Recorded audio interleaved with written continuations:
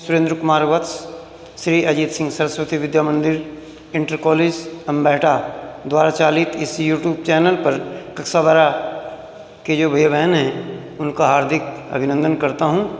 आज हम गीत नंबर 1 जो महादेवी वर्मा द्वारा लिखा गया इसके दूसरे पैराग्राफ के बारे में चर्चा करेंगे। भैया बहनों, इससे पूर्व वीडियो में हमने इसी गीत नंबर 1 का पहला खंड था उसके बारे में चर्चा की थी। आज इसी गीत नंबर 1 का लास्ट वाला पैराग्राफ है, इसके बारे में हम चर्चा करेंगे। ये परीक्षा की दृष्टि से बड़ा इंपॉर्टेंट है, इसको देख लेंगे। वैसे इसके बारे में मैंने आपको पहले वीडियो में बताया था कि इनको हम आधुनिक काल की मीरा भी कहते हैं। उसका मैंने कारण भी आपको पिछले वीडियो में बता दिया था, तो इसको ज़रा देख लेंगे। कहने ठंडी सांस में अब, कहने ठंडी सांस में अब, भूल वह जलती कहानी, आग हो उर में तभी, द्रग में सजेगा आज पानी। हार भी तेरी बनेगी माननी, जय की पताका, राख अक्षणिक पतंग की है, अमर दीपक की निशानी। आगे कहा भैया बहनों, है तुझे अंगार सैया पर मृदुल कलियां बिछाना, जाग तुझको दूर जाना। ये पैराग्राफ हमने पढ़ा, इसमें जो कठिन शब्द आए, जैसे आपका आया उर मैंने हृदय होता है, द्रग मैंने आँख नेत्र, हार के दो अर्थ होते हैं। हार मैंने पराजय, और हार वो भी होता है जिसे गले में पहना जाता है। इसलिए यहाँ ये हार जो है अनेकार्थी शब्द है, इसको हम लिख सकते हैं, हार के दो शब्द लिख सकते हैं। हार एक तो पराजय होता है और दूसरा अर्थ होगा इसका गले में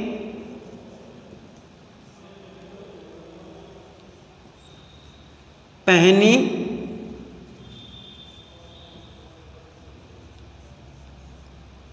माला। तो ये आपका प्रश्न पत्र सेकंड का मैटर हो गया कि हार के दो अर्थ लिखेंगे, पराजय और गले में पहनने वाली माला। तो यहाँ पर हार का मतलब ये पहले वाला है, पराजय। हार भी तेरी बनेगी माननी जय की पताका। अक्षणिक कहते हैं अक्षण भर के लिए, अक्षण भर के लिए।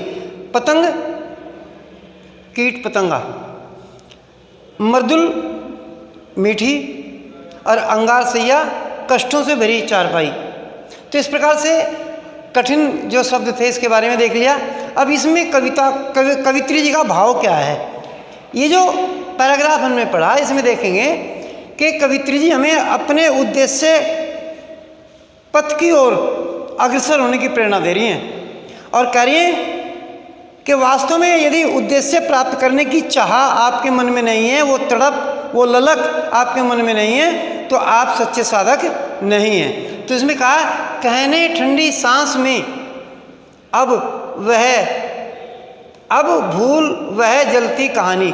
कहते हैं हे साधक, तेरे लक्ष्य पथ में आने वाले कष्ट यदि तू रो करके किसी और के सामने कहेगा तो उससे कोई लाभ होने वाला नहीं है। अर्थात अपने उद्देश्य प्राप्ति के लिए, अपनी ज्ञान प्राप्ति के मार्ग में यदि अपने दुखों को याद करेगा तो वो तेरी सबसे बड़ी बाधा है। अर्थात हमें उनको याद नहीं करना चाहिए, उनको सहना चाहिए। कहते हैं कि यदि तेरे मन में, उर में, हृदय में अपने लक्ष्य को प्राप्त करने की ललक है, एक तड़प है, तो तेरी आंखों से निकलने वाला पानी आंसू हैं। और यदि ललक नहीं है तो भले ही चाहे तू आंखों से कितना ही पानी बहता रहे, वो केवल पानी है, आंसू नहीं है।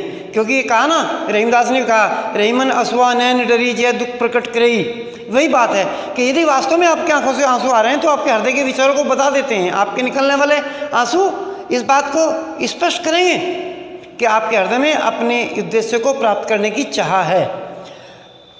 यदि अपने उद्देश्य की प्राप्ति करते करते तुम्हें किसी वजह से हार मिल गई, पराजय मिल गई, असफलता मिल गई, तो वो असफलता भी तुम्हारी जीत का कारण बनेगी।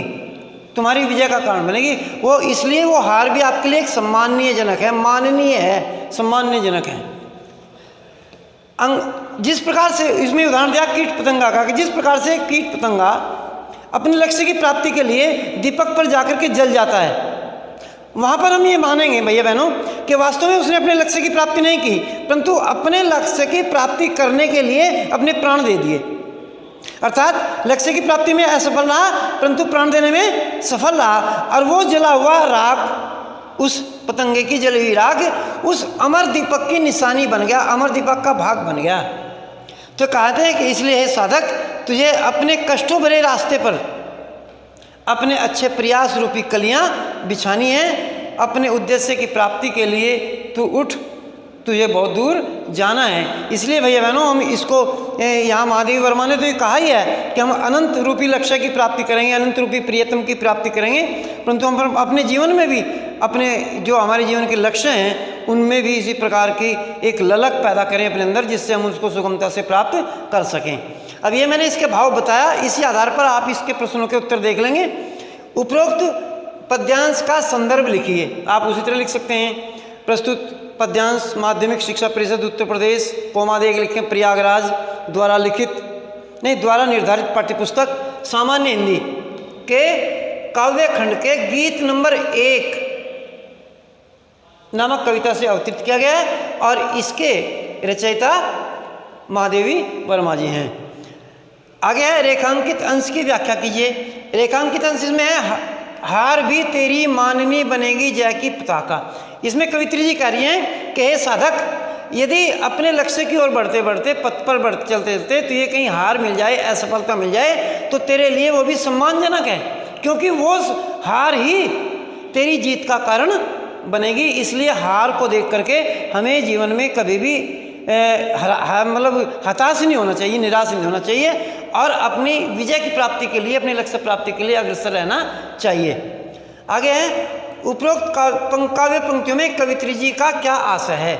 कवित्री जी उपरोक्त पंक्तियों में ये बताना चाह रही है कि अनेक प्रकार के कष्टों को सहन करते हुए हमें अपने लक्ष्य पथ पर अग्रसर रहना चाहिए, निरंतर बढ़ना चाहिए, कभी नहीं लड़खड़ाना चाहिए। आगे कहा मनुष्य को अपने लक्ष्य पथ पर बढ़ने के लिए क्या करना चाहिए। हमें अपने लक्ष्य पथ पर बढ़ने के लिए निरंतर कष्टों को सहन करना चाहिए, और उनका कारण ढूंढते हुए अपनी लक्ष्य की ओर बढ़ने के कारण ढूंढने चाहिए। ये महत्व कतई नहीं है कि आप असफल किस कारण से हुए। आगे है प्रस्तुत पंक्तियों में कवित्री जी ने किसका आह्वान किया है।